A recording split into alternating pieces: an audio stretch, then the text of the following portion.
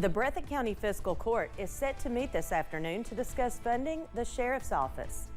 And the clock is ticking on a federal government shutdown if Congress does not approve a funding bill. Plus, keep the umbrella close on Wednesday and Thursday as rain chances begin to increase. Those details coming up as Mountain News First at 4 continues. Mountain News First at 4 continues. The Breathitt County Fiscal Court will soon be meeting to determine if they can fully fund the Sheriff's Department. Earlier this month, Sheriff John Holland announced their department would be temporarily closed for insufficient funding. Almost a week later, Holland announced they would reopen temporarily, pending what happens in the meeting today. Holland says they would need the funding to stay open for the next month. We are tracking plenty of blue sky across the mountains for your Tuesday, but be sure to pull the umbrella back out of the closet because we are tracking an increase in those rain chances as early as tomorrow. Here's a live look right now, though, over from the WYMT studio in Perry County. You can see back in the distance plenty of blue sky. That temperature is mild today in the lower 80s, middle to even upper 80s in Somerset and Wayne County and Monticello. Check that out, 88 degrees in Wayne County, also Pulaski County, 84 in London, also Whitley County, and a little bit cooler in the Big Sandy, down to 75 over in Pikeville at this hour. Now again, we are dry on the radar, and that dry weather will continue as we go into this evening. But as we zoom out, you can see more showers and storms over Illinois, also western Kentucky and Indiana. And that weather system is moving into our direction by tomorrow. So we are giving you that first alert for an increase in rain chances and also thunderstorms on Wednesday. And some of those could pack a punch. All those details plus your full 7-day forecast on the way in just a few minutes. Chess. Thanks, Cameron. Key issues are coming to light ahead of Kentucky's legislative session.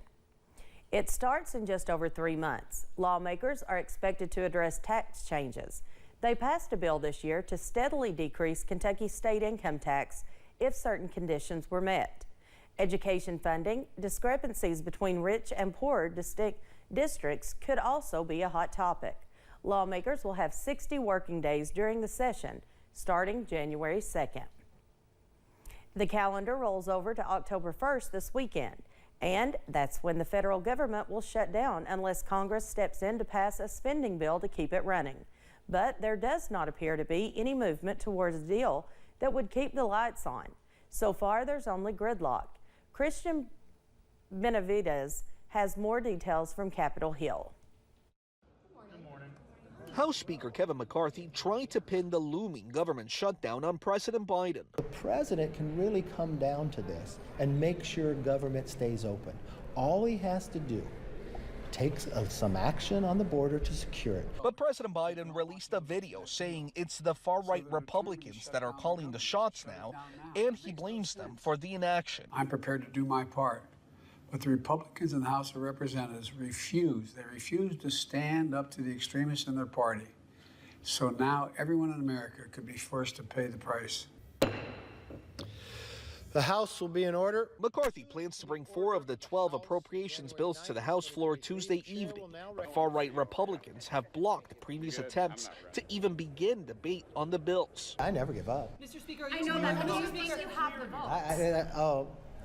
I've got a lot of things I can try. The House bills are partisan packages that are favored by Republicans because they include deep spending cuts, but they're also non-starters in the Democratic-controlled Senate.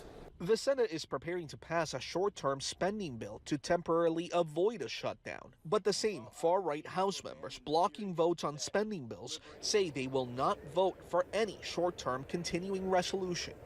Christian Benavides, CBS News, Capitol Hill.